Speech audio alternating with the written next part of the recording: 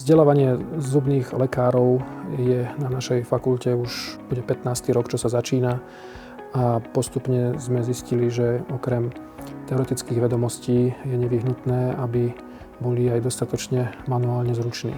Prečo je tomu tak? To štúdium zubného lekárstva stojí obrovské prostriedky. Je to finančne oveľa náročnejšie ako štúdium v iných odboroch a z toho dôvodu musíme dávať pozor na to, akých uchádzačov zoberieme. A preto aj na návrh pani prodekánky a následne sa s tým vedenie uzrozumelo, že je veľmi žiaduce, aby sme preverovali nielen teoretické vedomosti, ale aj manuálnu zručnosť. Pri skúške manuálnej zručnosti ide v podstate o to, že uchádzač musí zreprodukovať nejaký model. Jediný problém, ktorý tam bol, že by to vyhodnocovala komisia.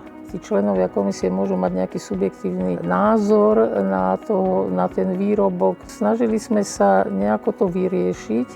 Vznikol z toho taký malý projekt, kedy sa vytvoril softvér, ktorý dokáže určitý model, ktorý vystrúhajú študenti, porovnať s originálom. Robíme to už, myslím, 5 rokov. Na začiatku sme si to nevedeli celkom predstaviť, ale potom postupne aj vďaka aktivite spoločnosti Brainit sme našli riešenie, ktoré neodzrkadľuje len to, čo potrebujeme my z hľadiska toho nácviku zručnosti a merania toho, do akej miery to spravili, ale najmä to, aby prijímacie konanie bolo objektívne. A objektivizácia výtvorov uchádzačov v rámci prijímacieho konania je práve to, čo sme požadovali na prvom mieste od spoločnosti Brainit. A to sa, myslím si, podarilo.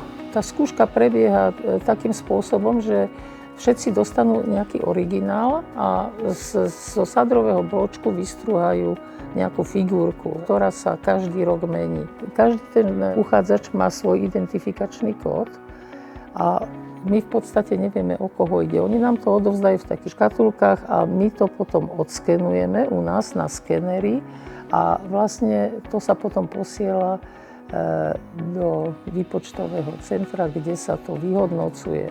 To vyhodnotenie je veľmi komplexné, veľmi precízne a veľmi vyhovujúce. Niektorí, neviem to slabší, ale poviem to manuálne nezručnejší, majú tú zhodu niekde na úrovni 10%. Tí najlepší sa pohybujú až nad 90%.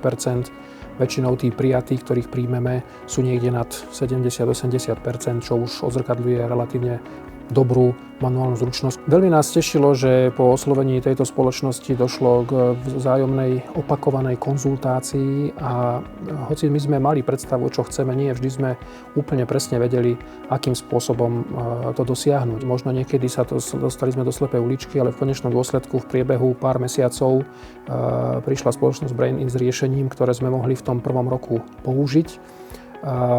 Veľmi nás tešilo, že sme v rámci vyhodnocovania sa mohli spoľahnúť aj na kapacity tejto spoločnosti personálne. Treba však povedať, že napriek všetkému vždy je potrebná konzultácia, lebo vždy sa nájde niečo iné, či už je to vyhľadanie nového modelu, či už je to hľadanie nových modalít daného softvéru, ako treba priamo ukázať uchádzačovi, v ktorej oblasti, v ktorej časti toho svojho produktu to nebolo až také dobré, ako by sme očakávali.